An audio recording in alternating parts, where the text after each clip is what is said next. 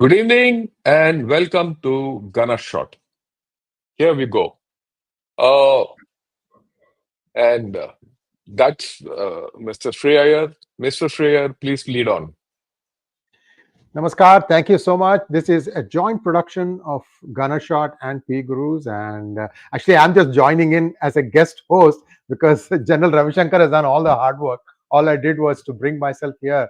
And we're going to talk about a very important topic. This is the third transmission from P Gurus today in a 24-hour window about what is happening in Israel. So I hope you have seen the previous ones. The important takeaway here is now that I think three waves of attacks have taken place. Was it something that was like a fitting response to what Iran did to Israel on the 1st of October? And are there other things that should be looked at? For example, the air defense systems of Iran. Did they even turn them on, or they turned them on and they didn't turn on, or they don't have? All this and more. I think General Ravi Shankar has a PowerPoint presentation that will unfold all this mystery for us, because Iran would have not just like that jumped into the battlefield knowing fully well that there will be retribution. So General Ravi Shankar, this is the question, sir. What do you see? What do you make of this thing? Is it a Noura Kushti? Namaskar. Namaskar. Thanks a lot. We'll take it on. We'll go logically because, unless you go logically on these issues, we will not get to understand what's happening and what will happen. And I think that will be the best way to take it. So I'll go through a formal, what shall I say, appreciation or, a military evaluation assessment so that we understand the whole thing in its entirety, right? And I think that's the best way I know as a military man. And we'll talk about this. It's all action stations. Right. But before that, I'd like to just put across this to everyone who's watching. The past 2 days, we've had this Chanakya Defense Dialogues. There were 8 sessions. And on 1st of October, we had a session in which I was also on stage with the vice chief. Uh, the whole thing started with the chief and Ms. Palke Sharma, a talk between them. And then there was a whole lot of panel discussions. Some of the best minds in India, and including Chairman ISRO, just to name a few, and Mr. Sanjeev Sanyal, uh, you know, it's a whole lot of them were on stage in this discussion. We covered economics, we covered health, we covered normal security, we covered environment, everything. Now, these are in a series of videos which I'm releasing. I've already released 4 of them. Those of you who are interested, just go to Gunner Shot channel, check on Chanakya Defense Dialogues, and you'll see all those. You see it. And every day, in fact, today also in the evening at 6 o'clock, I released a video. Tomorrow at 6 and in the morning and in the evening, I'll keep releasing one video each. Most of us, I want to spend a minute more if you don't mind, No Shreya. problem, sir. Uh, Yeah, no problem. No problem. most of us, we talk, we assess, we do all these things. But we are not the horses.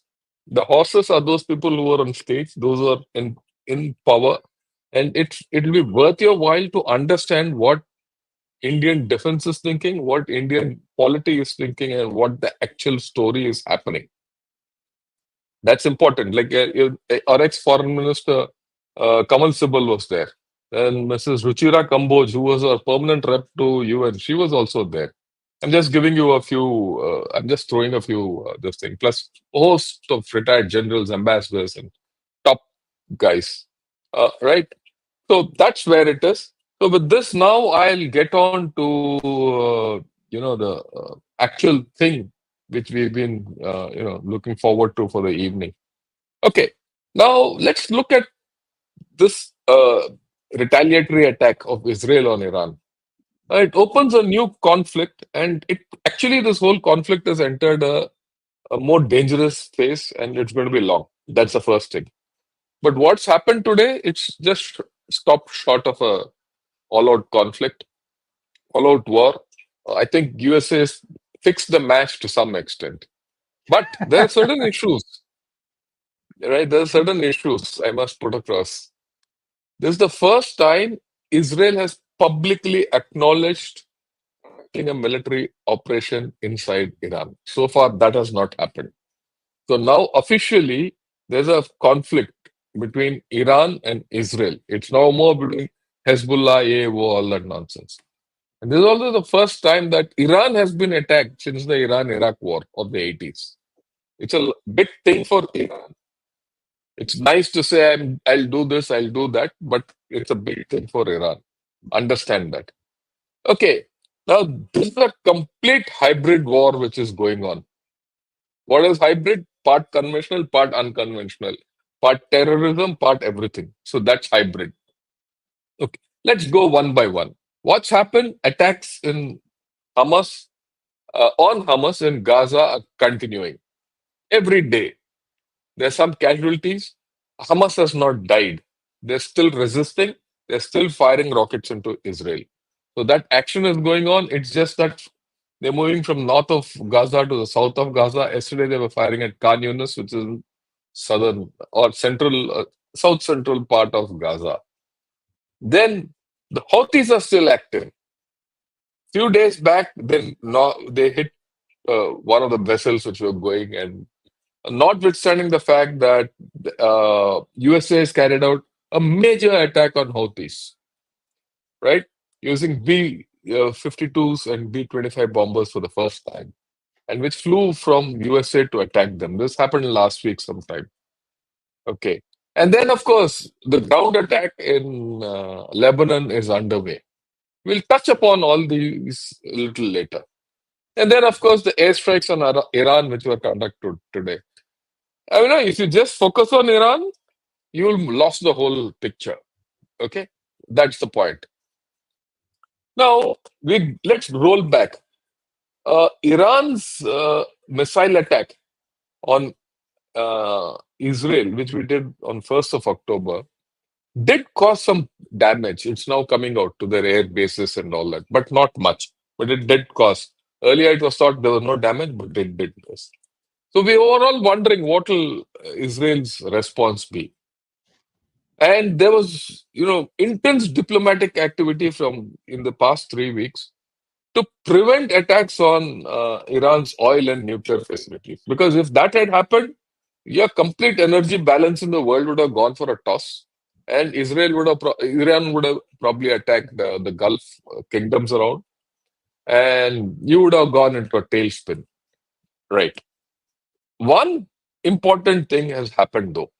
The THAAD battery, Terminal High Altitude Defense Battery, anti-aircraft defense battery, has been shipped into or deployed in Israel by USA. And I'll explain this a little later, right? I'll talk of this in detail later to beef up the missile defense of Israel. USA has also moved additional fighters into this area. Just yesterday, I think a squadron of F-16s landed here. Where they'll not tell, but it's there. And in the past 2-3 weeks, Israel has carried out multiple cyber attacks. Outcomes are not known, but my guess is in these cyber attacks, they would have penetrated the Israeli, electronic shields here and I there. think Iranian And electronic shields. yeah, Sir, sorry, yeah, Iran. Iran. Israelis have done. They would have penetrated Iran's, electronic shield somewhere, and they would have got valuable information which would have been used now. So there's a lot of preparation which has gone in. Okay, what's the Israeli strategy? First, break the arms of the octopus and isolate the head and hit the head. So now, earlier it was just in a sequential manner. Now they are hitting the head and the arms of the octopus simultaneously. What are the Israeli lines of operations? I've said this before, but I'm reiterating it. Nothing has changed. They're still into deep intelligence. They're still exploiting their tech advantage. They continue to defend their people and their elements within Israel. They're targeting the leadership. The Safedin, who is supposed to be the number two after Nasrallah has been knocked off. He's been knocked off. Of course, Yahya Sinwar has also been knocked off in the intervening period. So uh, the Israel is continuing to knock off the leadership. So I don't know who will come as a leader. In fact, Gaz in Hamas, now they have said, no, there'll be no leader. There'll be five people who will lead. And all those five chaps are in five different locations. Okay. So that will help Israel in the long run. And they had this policy of mowing the grass in Lebanon, Gaza, West Bank, in Syria, in Iraq, that they're continuing. What's mowing the grass? I'll just explain to you a little later. They're destroying infrastructure wherever they can of Hezbollah and Hamas. And right, and then the political outreach also by Netanyahu. He's addressing Gazans directly. He's addressing people in Lebanon. In fact, he's managed to turn the Lebanese against Hezbollah. You have to Hezbollah. understand, Hezbollah doesn't represent Lebanon. A lot of people in Lebanon don't like Hezbollah, right? So that he's been able to achieve to a large extent. Okay.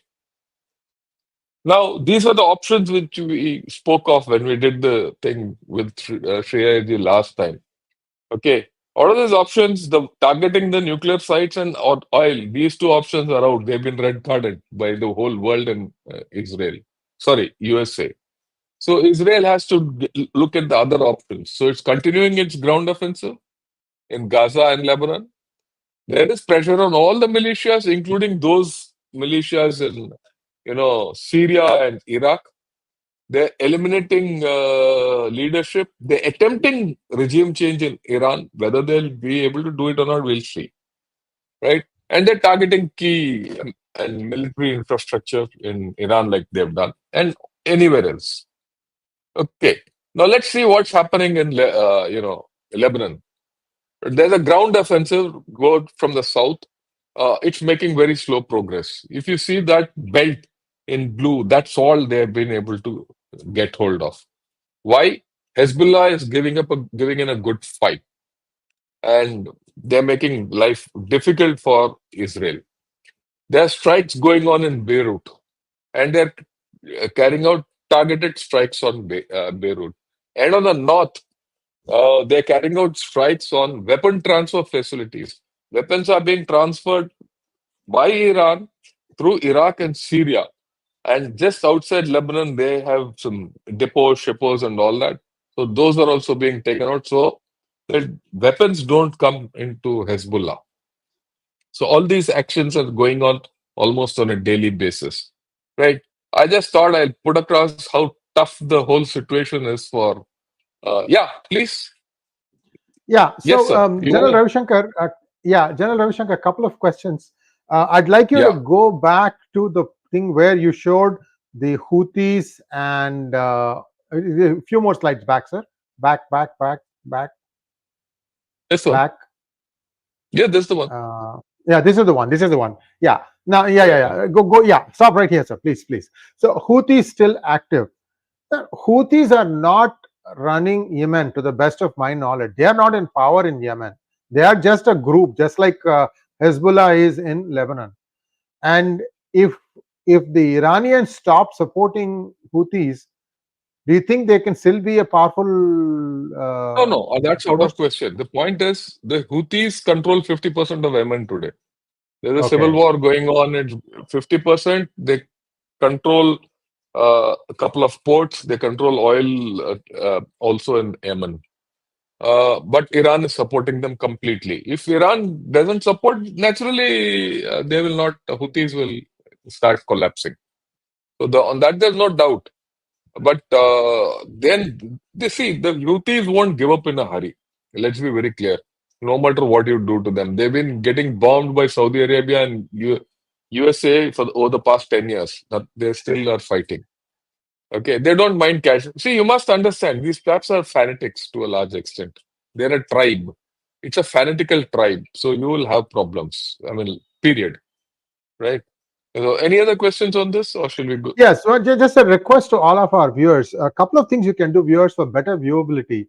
This is a very important PowerPoint presentation, and as always, we could do more viewers And small request to all of you to like this video. Only 1 in 5 that are watching on P Gurus, I'm watching it right here, have actually liked this video. Please like more. And also, if you're watching it on a cell phone, do watch it in landscape mode, because then you can see some of the finer print that is there in the PowerPoint presentation. It's important to understand, because this is the 360-degree view. What is happening? Who is doing what? What are the constraints? What are the restraints? And so this one video will actually give you a complete 360-degree perspective of what is happening in the Middle East region. So humble request to all of you to like this video wherever you're watching, whether it is Ganashot or P Gurus, and then also watch it in landscape mode if you're watching it on a smartphone. Over to you, sir. I will not interrupt. Thank you. No problems. We have a lot of time. Right. Okay. So let's go ahead.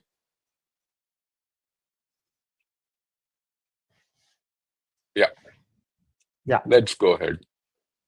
So we were here, and yeah, we were at this point of time. So we had explained to you what's happening in Lebanon. Now this. The ground offensive against Lebanon is going. The going has been very tough. And I'll show you this video. The kind of resistance. I won't say the resistance. The kind of infrastructure which has been built.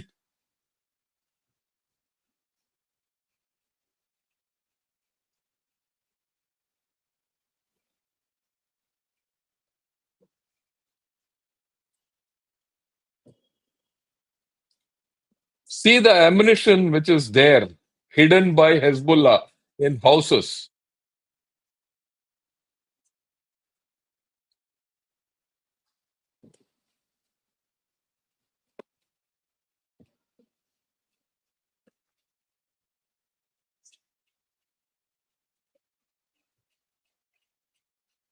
See the kind of, let me explain this a little better.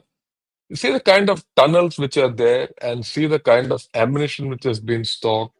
And Hezbollah has done it in almost every second of this is just one video. And so the Israelis are really going very, very, very, very slowly.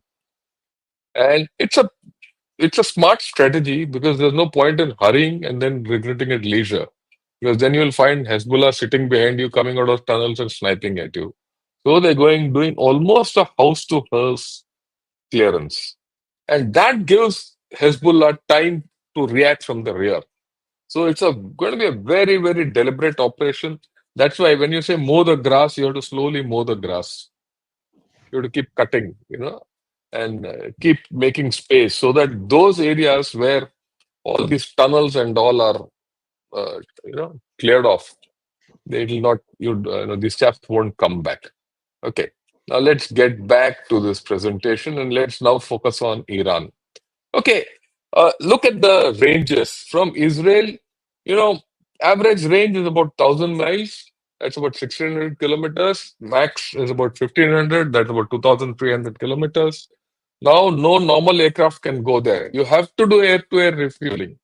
So all aircraft of Israel in this attack have done air-to-air refueling and then attacked, which means that the aircraft have been airborne. There's an air refueler up, and that's a slow moving aircraft. It becomes a complicated operation. That also means, the pilots would have had to operate for 6 to 8 hours. It's not a joke. You try sitting in a cockpit of a thing for about 8 hours, okay?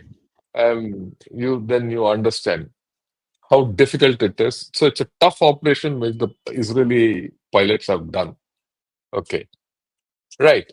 Now, if you look at this, now that's where Israel has launched attacks. There are a bit of confusion on this. There are indications that in Tehran, military installations have been hit. There was also a mention of Karaj. Karaj is about west of Tehran, about 80, 90 kilometers. They also been hit. They're also talking of some place in Mashhad. Mashhad is near the Pakistan border, almost near.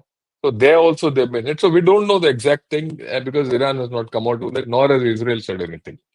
Okay. Right. So this is where it is at this point of time. Now, what has happened is these attacks started at about 2:30 in the morning and went on till about 5. So just about 2.5 hours. They were carried out in two waves. More than 100 fighter jets and unmanned drones were involved in this attack. Long range drones. And Israel has got tremendously good long range drones. Okay, they first targeted, you know, the air defense batteries and radars in Syria and Iraq. Just understand this. This area, where this pointer is, this is Iraq and this is Syria. Now, any transit has to be through this. So Iran had deployed a lot of their elements here, air defense here, forward air defense. First, they'll knock that off. After knocking that off, made way, they went. In fact, it would have been almost simultaneous. When you say knock that off and went, the difference would have been not more than 5-10 minutes. Okay. Then the first wave hit Iran's AD systems, air defense systems. And then they, of course, like I said, avoided nuclear sites and energy installations, oil and all that. Now, the second wave struck Iran's long-range missile production sites. That's what has been reported. The truth we don't know. And about 20 sites, 20 have been hit in Karajan, Tehran. Some they say Mashhad, but I don't doubt if anything went to Mashhad. One odd report said Mashhad. Okay. They've avoided all the oil installation. They've avoided all the Iraqi nuclear installations. Now, Iran has downplayed these strikes. They said only limited damage, but I don't agree with that. There would be damage because Israel has very good intelligence about Iran. So there would be damage. They'll naturally not say much. And very surprisingly, Iran has announced completion of retaliatory strikes against military targets in Iran. They've said, okay, we have done our trick. So that phase is over at this point of time. That's why I said some amount of match fixing by USA has happened in this. Now, Israeli aircraft have targeted missile manufacturing facilities, surface missile arrays and other military sites. So how successful not, we don't know, but we'll come to know. Now, the question with this is a proportional strike. That's what it's being termed. It's a proportional retaliation. Will proportional Israeli strikes prevent Iran's counterattack? That's the question. What will Iran do next? So far, no one has spoken. Whether Iran will have the stomach to come and counterattack and do something else like it did earlier and then face a retaliation, we don't know. Already, this war has expanded. I mean, just to give you a thing, if you leave this out, Turkey has also bombed some areas in Syria and Iraq, incidentally. This happened 3 days back. Why? Those people who are against Turkey, they did something naughty in Turkey, southern Turkey. So the Turkish Air Force has also come and done some nonsense here. So this war is slowly expanding, right, outwards. Let's see what is in store. Nothing is predictable in this. Okay, what are Iran's retaliatory options? And they've given it out, incidentally. Iran, 2 days back, gave it out. 2, 3 days back, they gave this out and said, uh, if, if something major Israel does, we will carry out ballistic missile strikes at Israel. We will increase our militia attacks across the Middle East. Now, not Israel, Middle East. Remember, that means they're going to hit Kuwait, they're going to hit Bahrain, they're going to hit, all those small UAE or Saudis and things like that, or even Oman. So we don't know. Okay. They also threatened disrupting commercial traffic in the Persian Gulf and Strait of Hormuz, which is under their control. And then they threatened global shipping and start an energy war in the Middle East. All these they have very calculatedly put it out. So Iran also has a strategy, and this strategy has played its trick. Otherwise, Israel would have cleanly taken out all the oil facilities and all that. Now, this is important. Iranian officials also have claimed that Tehran could refrain from retaliation if Israel only strikes military targets. See this? They've said if you strike only military targets, we might not retaliate. And so far, only military targets have been hit. So will there? That's why there's a question mark of Iran's retaliation. So that's where the whole thing stands at this point of time. But look, let me talk a bit now of the air defense and things like that, because a lot of questions are there on this. This is the range of the Iranian missiles. Okay, they can easily cover. They cover the longest missiles from Iran, even cover half of India. But there are the bottom part of this. Those missiles can go up to Israel. Not all can go up to Israel, but most of them can cover the Gulf. So Israel can be hit by Iran by max range missiles or the heavier missiles, but the Gulf can be hit by most of Iranian missiles. So that's the danger. That's why I put this up to make you understand. That's the red circle that can close the Gulf. If the Gulf closes, all our petrol bills will go up overnight. Already, Houthis have 70% of shipping from Red Sea has gone diverted from the Cape of Good Hope. In fact, the unintended consequences, Egypt is already on the verge of economic breakdown because their revenues through the Suez Canal has gone down by 70%. Okay, they Hmm. are already on the street.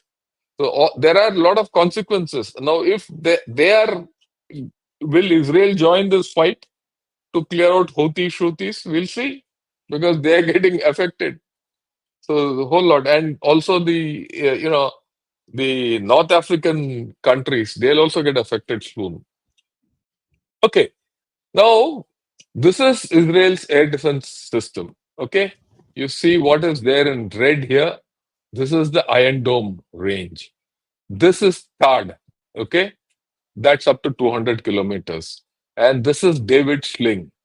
Okay, that has a range of 300 kilometers. And Arrow system goes to 2,400 kilometers. But this is not the major issue. The major issue is this. Why? When a missile comes, it comes from the top. It's not the range which matters. It's going to come from the top. It has to be caught at that point of time. So that's where the third comes into play because it has a range of 150 kilometers aerially. You know, not all missiles are effective at that height. As you go to that height, missiles cannot be controlled because as the air gets rarefied, control on the missile goes and the missile loses its speed because there's no oxygen up there for the propulsion to function. So there are a lot of issues. There are a lot of technology in this. So that's where third comes into play. But now, if you see with this, Israel has a layered defense with Iron Dome, David Sling, Arrow System, and third height wise. Range wise, also, they have a good thing. So, the moment the third system has come in and deployed in Israel, and one is deployed in the Gulf of already Americans have deployed. So, there are two. With these two, virtually, you can, the Iranian missiles can be intercepted at every stage. Okay, this is in addition to what Saudis have and what Jordanians have. They also have some missile defenses. Okay. Now, this is how a THAAD battery functions. It has three components. Basically, it has a radar. It's got a fire control center, that is THAAD Fire Control Center, TFCC, and then a launcher. So, when an incoming threat is detected, the first thing is that radar detects. So, the important part of any air defense system is this radar, which detects the threat.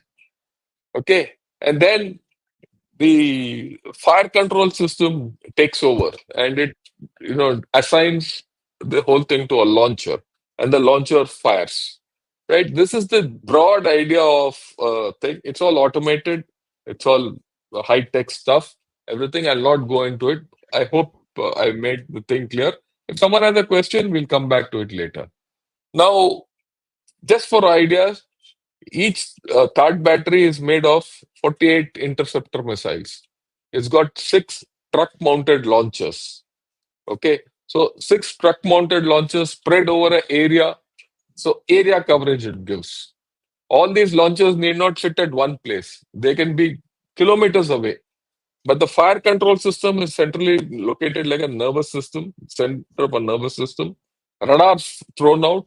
So it's a whole grid which is formed. It's like a box. And these would have been already co-opted with the existing Iron Dome and other systems which Israel has. So there's a complete AD air defense umbrella. But let me tell you now, notwithstanding all this, missiles will still get through.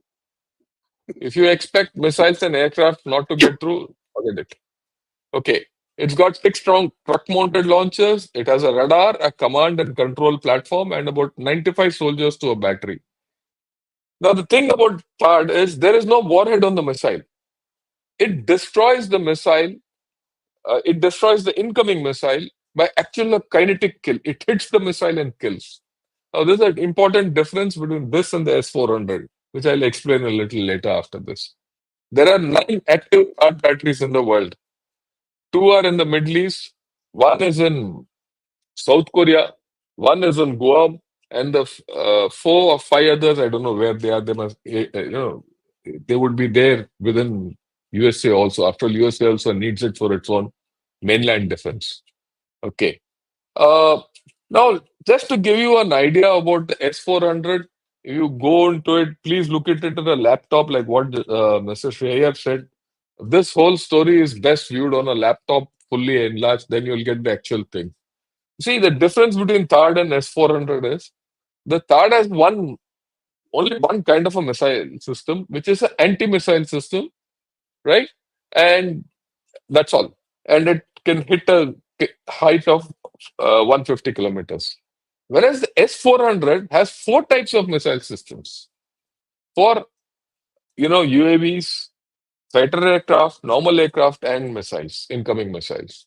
And it's got a range of 400 kilometers.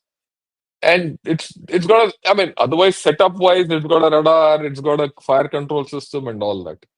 Now, India has contracted 5 such systems from Russia. We've already got 3 systems deployed in India. First arrived in December 21, second in April 22, third in March 23. The two remaining squadrons, we call it squadrons, they call it batteries, which were to be delivered by 24 because of this Ukraine war has been delayed. By 26, we should get them. Okay, that's the expectation. Okay. Now, this is how it gets deployed. I'll not go into it. I'm showing you this slide because this slide gives full information of the S400. And this is from the public domain. I'm giving you nothing secret. Okay. And you can see it in various articles and all, but expand your screen and see it for more information. That's all. Okay. Now, when you look at the S400 and THAAD, you'll see 2 different things here. The range of S400 is 400 kilometers. It outranges THAAD. And it has got different kinds of missiles. It's effective against UAVs, fighter aircraft, and missiles, whereas THAAD is only against missiles. Then THAAD works on kinetic kill. That means it has to hit the incoming missile, whereas the S-400 is based on a explosive thing. It doesn't have to hit. It can go near and explode. If that is done, things are okay. So I just thought I'll give this details of all these air defense systems because a lot of people have asked me, "Sir, give us the difference between what is THAAD, what is S-400. Please tell us the difference in all that." Oh, here I'd like to clarify a couple of more issues with your permission, Priyaji. Yes, yes, Uh, sir. you know, uh, People say, "Sir, China also has S-400." Yes, China has S-400 from 2018. It's got S-300 and S-400. But the version China has of S-400 has a range that it's got only 3 missiles. It's got 4 missile systems. S-400 Triumph has got 4 missile systems. The highest missile system, the longest range is 400 kilometers. The next one is 250 kilometers. Then I think 180, something like that. Okay. Uh, what China has got has that S-400 has got a max range of 250 kilometers. What India has a range of 400 kilometers. That's the major difference. And of course, we've got the latest equipment suited to our conditions, co-opted with our systems. Okay. Uh, there's a big difference between S-400, which China has, and S-400, which we have. Iran has S-300. They're now, somewhere it is given that they already have S-400, but I don't think they have, because Russians didn't do this deal, way back in 21 or so. Now they're talking. The Iranians have gone, visited this plant at Yekaterinburg, and might be some deal which will come through, but so far, no. My guess is Iran doesn't have S-400. So it's only S-300, definitely Iran has. S-400 is a question mark, but my thing is it doesn't have. Uh, Besides this, I think Turkey is the other country which has S-400. But the S-400s which other countries have are lesser versions of what we have. I just wanted to make all of you understand that. Uh, then, yeah, if there's one more thing I'd like, yeah, that's all I have at this point of time. So I'm open to questions. We on any points you have, Shreya ji, आप बताइए. उसके बाद we'll take on any questions or anything. Sir, I'm breathless because the amount of information you have put together. Viewers, I have been in this PowerPoint presentation thing. People take days to put it together because if you look at one slide, which essentially tells you about the Iron Dome and then the David Sling and other things, that the general has taken it, I think, from BBC. Just to put that slide together would have taken hours. Now that is out there. This is like, the World Wide Web is a library, but all the books are on the floor. Your book that you're looking for is on the floor.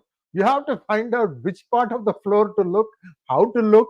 So that's what General Ravi Shankar has done here for us.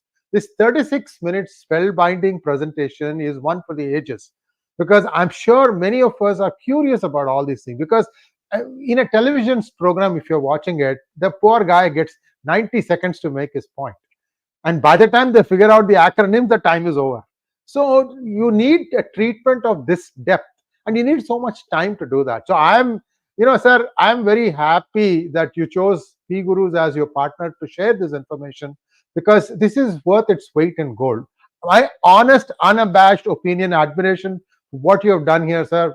Just I bow. This is just one slide I'm saying, viewers. You have seen about 5 or 6 slides. The moment I saw the slide, while General was explaining it, I was looking at it. How long will it take, and how many sources do I need to go to get this data? So it's just out of the world. Viewers, you have picked up on the like count. You're about 1 in 2 now. I would like more than 1 in 1, because people are coming and going, coming and going. And this is the reason why we are saying it is many don't want this kind of information to be shared. Look at our own neighbors. They don't want this to be shared. So this is what we are up against, and our only Iron Dome is like. Yeah. Yeah, I would request more of you to join P Gurus and Gunner Shot. I always say to everyone, I'll give you value. I'm not going to joke. I don't have any masala, nothing. I'll give you pure value. And like I said, uh, uh, I'll give you what people in India, defense planners, strategic planners in India think is what you get from me. Okay. So I am of that opinion. Yeah, if you want entertainment and all, you can do what you want. Otherwise, if I knew that, Sri Ayerji is involved in entertaining all of you, I wouldn't have partnered with him only. Let me be very honest. Okay. Because I saw some value in what he's doing. I'm, especially those of you who are in USA watching this must understand that we are on very firm footing. That's why I said go through those Chanakya defense dialogues. It Yeah. took me a lot of effort to get those, thing, because I couldn't handle it live. So I said I took it and I'm this thing. Uh, Watch it. It's worth its weight in gold. Yeah. So should we take some questions and all that? Yeah. Before that, I have one Yeah, or two yeah, small yeah, questions, sir. yeah, yeah. First Please, question that I please. have is First question I have is, so Iran has air defense system, whether it is S-300 or S-400. Yeah, it has got. So, have they been able to intercept any of the incoming missiles from Israel? And that's first question. I have one more follow up, and then we can go to general questions. No, they haven't. Israel has not used missiles. They used only fighter aircraft. And as per Israel's statement, all their fighter aircraft have returned. And in any case, Iran has not claimed any kill of any fighter aircraft or even a drone. So they've come back clean. And my guess is those cyber attacks which they did and all the intelligence which they collected would have given them the windows to go through all these places. See, air defense is all about getting your windows right, getting your timing right. And attacks, air attacks also. See, the whole thing is 2.5 hours. You enter Right. airspace in 2.5 hours, and 2.5 hours later, you're out. Waves will take about 10-15 minutes. How you penetrate and come out is the whole story. So they're nothing. They've done it. Thank you, sir. And second question is, so S-300, you have an S-300, and you know that they can really destroy your communication infrastructure. From an Iranian point of view, how would they have planned for this? Because they would have expected that there would not be any communication. Each one is on its own, S-300. No, they would have had a communication system, but that's why I said what Israel has been doing for the past, in the intervening period in terms of cyber attacks, getting intelligence, suppressing. They would have, you see, in this packet of aircraft would have gone. There would have been EW aircraft who would just be suppressing the ground, electronics. All the radars would have been, blanked out, spoofed, whatever they had to do. You can do shaft jamming, you can do jam the radars, do a lot of things, right? So all that would have been done. Otherwise, they couldn't have succeeded. On that, I have no doubt at all. And you see, the thing about what Israel has done is, uh, you know, they have been carrying out, they've been hitting Damascus, they've been hitting Iraq regularly. It's not that, I think they've carried out some deception, physical deception also. So you see, like I told you, it has to be done sequentially. First, you take out the radars, and then you take out the Iranian radars and air defense elements, and then you hit your targets. It's a three-stage operation. My guess is that the Israelis, they've been doing for the past 1 week, 10 days, they've been hitting targets in Syria and Iraq. So this time they didn't. The Israelis have gone and hit those air defense elements and blinded them. Now it's like they don't know. Iranians didn't expect it. In that same time, a whole lot would have gone there, and they would have done whatever they had to do. So they've done a successful thing. You have to grant it to Israel. They're masters at this conventional war, and you also have to understand. I keep saying Iran has not fought a war from 1980. They're General, all hybrid fighters. I have a Yeah, question, sir. For about 2 years after I finished my graduation, I used to work in India, in Hyderabad, and that was a time when all the defense labs were coming up. Abdul Kalam had become the director of DRDL, which is the big mother institution. Then you have all these other satellite organizations, yeah, DMRL yeah. for metallurgy, DLRL for electrical, and so on and so forth. So I used to have a good set of friends, and we used to talk about things like countermeasures and countermeasures. So, from what you're saying, you said something to the effect that when the Israeli aircraft are going in, they have a method to suppress the radar of the Iranian radar so that they cannot communicate amongst themselves. Would you call this as a countermeasure? Yeah. All these things will go on. Part of the story. Countermeasures, everything will happen. All So, this will so, so happen. viewers, you can see this is not an easy game. They have to. It's a big chess game with a lot of jigsaw puzzles. You have to solve all these things in your mind. Then you will have some surprises. You have to course correct and to go in and come out unscathed, sir. Even if it is Mhm. a fixed match, how many times have we seen fixed matches go wrong, sir? Yeah. I agree with you there. I agree with you there completely. These things can happen anytime. Look, war is risk. War is risk, and combat is risk. Whenever I've been in combat, every time I took a decision, whether it was to the lowest level as a major or as a brigadier, risk. You always go in with risk. You have to marginalize risk. Yes, Well, yes. that's different. Now I can understand what's happened there and all that. Anyway, Wonderful, sir. Sir, now, yeah, now we can take yours question, sir. Go ahead. yeah.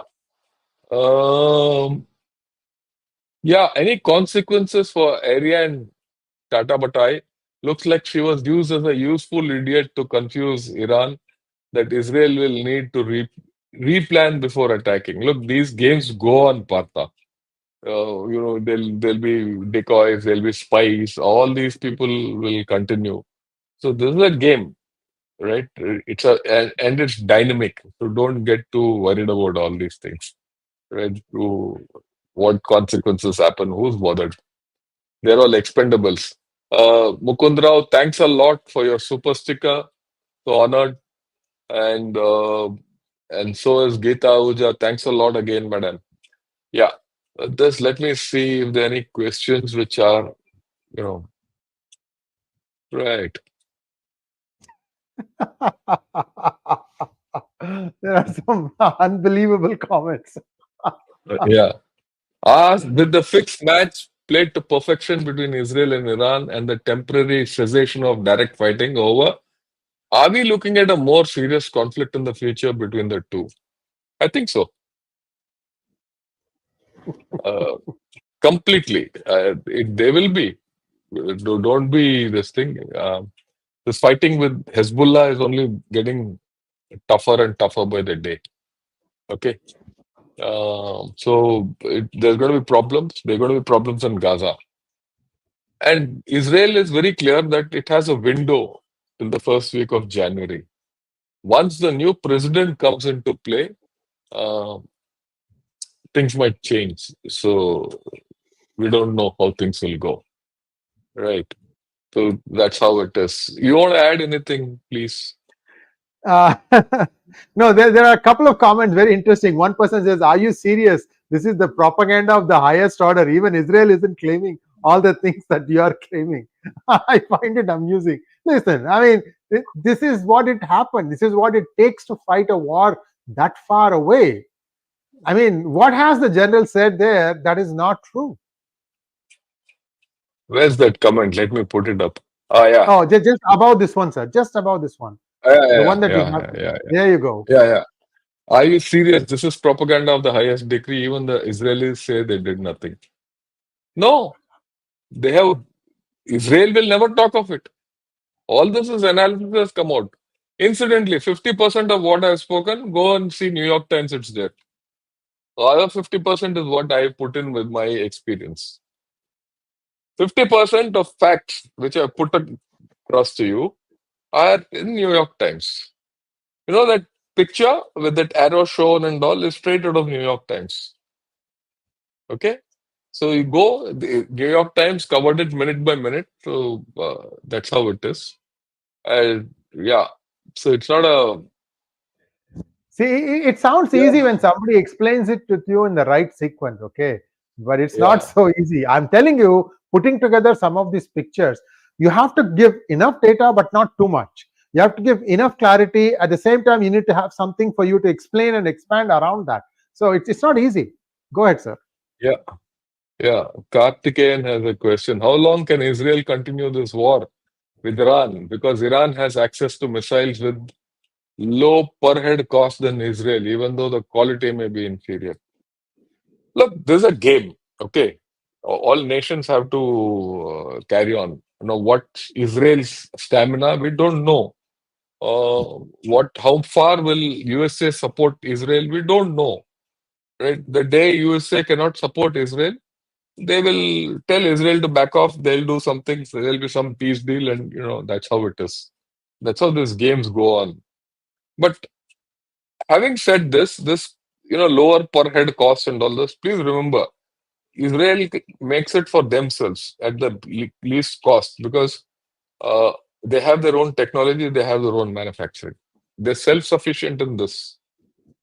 So they can carry on for a long time. But in any case, uh, what shall I say? USA is backing them completely.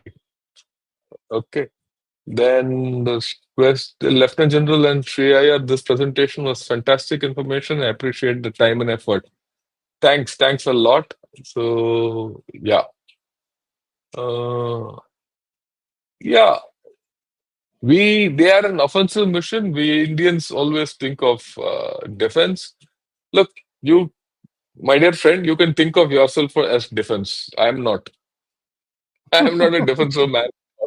And I have served 40 years in the army. I don't think defensively. We think offensively. Okay, please understand that. We are offensive by nature, right? What happened in on the LAC? I don't know if I said this in this channel.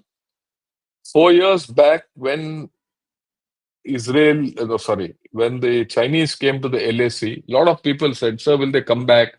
When will this get resolved?" I said, be patient. Indian Army will ensure that this whole thing will come back to us. With China, one had to be patient. You have to patiently tell them, look, if you do this, the consequences are going to be pretty high. Certain things which you did then, explain to China that there were no headway when we occupied the Kailash ranges. So they went back there because their positions were untenable. We were offensive. Then they came in 2022 to Yangtze in Arunachal Pradesh. There we clobbered them. And after that, till date, 2 years, October 22, today's October 24. There's not been a single aggression across the LAC by China. And we have knuckled down and said, you get back. Unless you get back and give us our patrolling rights, we are not going to talk to you also. So they have got back. It's not easy. So when you make this, comment, like they're an offensive mission, we Indians always think of defense. You should know what India can do. Your country, and you're not supporting your country by this talk. Nonsense.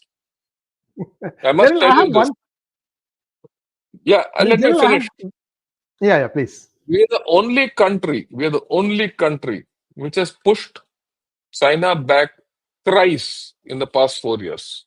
I don't know if you guys know. First, we pushed them back from the north bank of Pangong Tso and Gogra and the hot springs areas by our actions. Created buffer zones, and after that, there's no talk. Then we started talking with them. They tried it at Yangtze, we clobbered them there. You don't know what's happened. It's not come out, but let me tell you, we clobbered them. Third, now we have, just for your information, in the past 1 year, China has suffered 55 casualties. 55 Chinese have died in eastern Ladakh because they are not okay with high altitude. If more people start dying, China will have a problem at home. Okay, so they've had to go back. And we said, unless you guys restore patrolling rights there, there's no talk. It is China today which cannot afford to keep their people in high altitude. It's not India. I hope you guys know that. I mean, if you want, on Monday, I'm doing a session on what the Chinese opinion on this whole deal is. We can do it together, right? I've been doing it. In fact, the whole week next, I'll be doing this only. Because that's our life situation. So you guys should understand that India is pretty offensive. And it's only an offensive India which created Bangladesh. There's no other army in the entire world which created a nation in 14 days. So just think before you guys put such third-rate comments. Yeah, now you ask me the So one question. question, sir. On the 2022 incident, my recollection is that India circled and took prisoners about 50 Chinese soldiers and also some leaders in there. And then, what happened after that? Somewhere I read that India led them back because they put up a white flag for surrender. What did India No, gain in return? see, let me put it this way. See, they in Yangtze, it's a constructed place. So those chaps came. So we bet them black and blue and kept a few chaps back. And then they came immediately. It was immediate. It didn't happen. We didn't keep anyone back. We sent them back immediately. When I say immediately, we kept them for some time and sent them back. So that gave them a shock, you know. So after that, uh, they didn't dare to do anything because you can't, you have to also understand in high altitude areas, every fellow you keep is a pain. You have to keep four chaps over him. And in high altitude, or a chap who's broken his leg, to take care of him, you need eight guys to get him down. And that you can't afford. So it's better you give it to them and let they took back. Those chaps had a lot of problems taking them back. Hmm. When you come down to Mother Earth, fighting is not about missiles and this and that. It is about dumb. Uh, Things are different. Yeah. Yeah. Any other question you have? Um, Yeah. so Let's here, put this. yeah, yeah, go ahead, sir. Why Yeah. did Iran not deploy its AD batteries against the attacking aircraft? Ukraine has repelled several Russian air attacks effectively. See, I think Iran. You must understand the difference between Ukraine and Iran. Ukraine army, for whatever you say, good, bad, ugly about it, Krishnathan, was an experienced army. Is an experienced army. Ukraine has been fighting the Russians or the Russian-backed rebels from 2014. It's not new. This fight there has been going on from then, and they've been using all kinds of weapons. And if you remember, there was a Malaysian airline which was flying over Ukraine, which was brought down by a anti-aircraft missile of uh, Russia. So there was a full-fledged war going on. So Ukrainians are battle-hardened. They know how to handle things. Iran, for all its talk, is not battle-hardened. That is where experience counts. See, this again proves the point. Experience counts. If you are experienced, you can handle a lot of things. If you're not experienced in battle, you cannot handle things. And that's what China is also suffering from, lack of experience. If you're not experienced, you'll die in high altitude. As simple as that. And the people are dying, so they want to go back now. Long and short of it. Understand? Okay. Let me take one more question. Uh, yeah, I don't, I don't see any more questions. Do you see any more questions? There are. I can't do it. If you go down to Niranjan No, Pimple has a no. question. Ask, Niranjan. is the no bullet policy that benefits us? On the face of it, yes, as it also does not incur casualties on our dear soldiers. Want to hear the real and pro and con from a general who has commanded our army. No bullet policy. Oh yeah. Okay. Let me get that. Let me get that. What's his name? Niranjan Pimple. See, this is where putting a hashtag ask helps, guys, because there are so many comments and very difficult to go through them while you are, having a few seconds to react. So it's at the ends at 8:27 a.m. My 8:27 time is a.m. 8:58 or 8:57 for you. I'm there at 8:55, 8:56, 8:50. Sorry. Yeah, yeah, yeah. Got it. Got it. Got it. There you go. Yeah. Is the no bullet policy that benefits us on the face of it? Yes, as it also does not incur casualties on our dear soldiers. Look, this is the thing, you know, The no firing policy and on the LAC is a mechanism so that when patrols clash, there is no firing accidentally. Because once firing takes place, escalation takes place of the incident. And escalation one leads to the other, and firing starts off. And then, what it is against Pakistan. In Pakistan, we have all bullets, all free. I mean, nothing, there's no bar. If there's a transgression, we use all kinds of firearms there. But here, it is a mechanism which was put in place long back. Good, bad, or ugly, it has held, and that fixes the threshold at which conflict takes place. So you have a capability of pulling out of conflict. These are all escalatory mechanisms or control mechanisms, right? So it benefits both. Right? If tomorrow there's firing, we'll do firing. If firing is allowed. So it depends on what you want to do or not do. It has nothing to do with anything, whether you right all this or not. Yeah, this is a question which I think, let me answer. How did Israel manage such a long distance bombing? Was there refueling? I told you they were doing air refueling, air to air refueling, Yeah, yeah. I think he may have right? started the viewing a little bit later. He Viewing a hasn't come little to that later. point yet. Yeah, that's okay. That's okay. Let me see. Uh, has Israeli truly attacked their power plant, or is it just fake news? We don't know. We'll come to Sir, know courage, in a courage they couple. have, sir. Courage they Yeah, they have. must have. Yeah. They would have. Things would have come. They will come out. Actual things will come out in a couple of days. You see, within one day, not much thing will come out. Is there any? Yeah, I agree. Offensive and defensive statements, but why don't India make offensive and warn Canada and US? Why cooperate and make a scapegoat of raw agent? China and Israel would have dealt differently. See, please understand. Uh, you know, I think India has very smartly handled the entire Canada and US affair. These today, I read at least four articles, Economist, this, that, all that from the Western, stable, who say, look, we acted foolishly with India. Now they are likely to go to China's side. Already that effect has gone. Now you will see Canada shutting down. You will see USA also shutting down. They are now on a horns of a dilemma.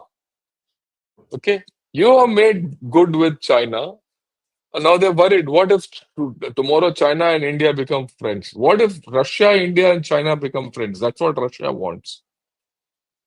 Think of BRICS without a B and a S at the front and the back. And RIC is a very potent thing. It will be a new global alignment. It will be a new global order. And that is at stake for the Americans. Please understand. And if India has said कि भाई जो तुम करते रहो वो that bloody turd of a surd, उसको पीछे भागते रहो, you will lose your Indo-Pacific strategy. The the big thing is you will lose your Indo-Pacific strategy. Your Indo-Pacific strategy will come crashing. So there are a lot of things which have been conveyed. So don't think that we have to do everything the way USA does and we're big high fly and all that. Don't worry, we know how to do things. India knows. Look, gentlemen, your questions, everything belies the fact that you feel that India doesn't know what it's doing. I'm saying this. That is why I'm again requesting you chaps, go to Gunner Shot, see those 8 or 9 videos, because those are the guys who are handling our policy. Those are the guys who are handling our economic affairs. Like Sanjay Sanyal is the economic advisor to the ministry, right? To our economy, this thing. Ruchira Kamboj was the permanent secretary of India to the UN. Right? Kamal Sibal was our foreign secretary. Those are the guys who are talking, whom you'll hear, who are actual hands-on policy. So unless you get to know what's the reality, how people handle, you'll keep asking such questions. I mean, this is for your own. I'm not asking you to for this thing. I can't force you also. But all the best. If you don't want to, if you want to stay, they are more intelligent than me. I'll grant it. And they are more experienced because they're hands-on. They are currently in office. Yeah, I think we've done Sir, the whole last thing. one small observation, General Ravi Shankar. Yeah. But a decade or two ago, there was a very popular series about U.S. presidency and how White House functions called West Wing. Have you seen it, sir? No, no, I have not seen it. I Oh, have it's not very seen it. interesting because what happens is in one episode, I still remember this. There is an internal security incident inside United States. This was before 9/11. Before 9/11. So think of it like a 1993 bombing of the Yeah. World Trade Center. Somebody Okay. drove in a right. So there, what happens is the president is sitting in a command room, is eliciting inputs from various intelligence sources. Finally, what he says: check with the Israelis. This has happened inside United States. This has Yeah. happened inside United States, and he says, finally, check with the Israelis and tell me what they Really? think. Oh yeah, like blown away. No, you are right. You see, the Israelis are very good for intelligence. There's no doubt about it. Even we should have no doubts about that at all. Their entire story, their entire defense of their nation depends on good intelligence. Forearmed is forewarned is forearmed, right? They are a small nation. They're now fighting on seven fronts. If they don't have intelligence, they are finished. Right? Intelligence is important, and in fact, that is something where India has to learn and improve its intelligence. We have, but we need to do more. Let me be very honest about it. Last parting thought. Last parting thought is yesterday there was a video of Joe Biden apologizing for all the atrocities committed against the American natives, like Indians and things like that. Yeah. You know what? He jogged the last few steps. He runs Mm, up and then comes and stands and he gives the answers to these questions. And he's like, yeah. he's cocking a snook at the Democratic establishment. You guys thought I was unfit. Look, I'm running. Unfit. Yeah. Yeah. Yeah, but they have their own problems. They have their own issues. Their democracy is there. Let them be happy where we are. We should continue with the way we have to do things. Yes. Uh, yeah. Anything else you want to discuss? I have a lot No, of I think time. I think I know I have another program and I need to give some time for Yeah. Yeah. the Yeah. Yeah. YouTube to give Please. they get its breath back. They have to do notifications. I think that's fine. Wonderful, sir. Yeah. Wonderful, wonderful, wonderful. And I'm looking forward. I'll let's go offline, and I need to chat to you for about tomorrow's program. Yeah, Just we'll give do me that. We'll do that. just We'll do stay that. online. Thank you. Yeah. Thank you. Yeah. Right. Thanks a lot to everyone for a wonderful evening and good evening and Jai Hind to all of you.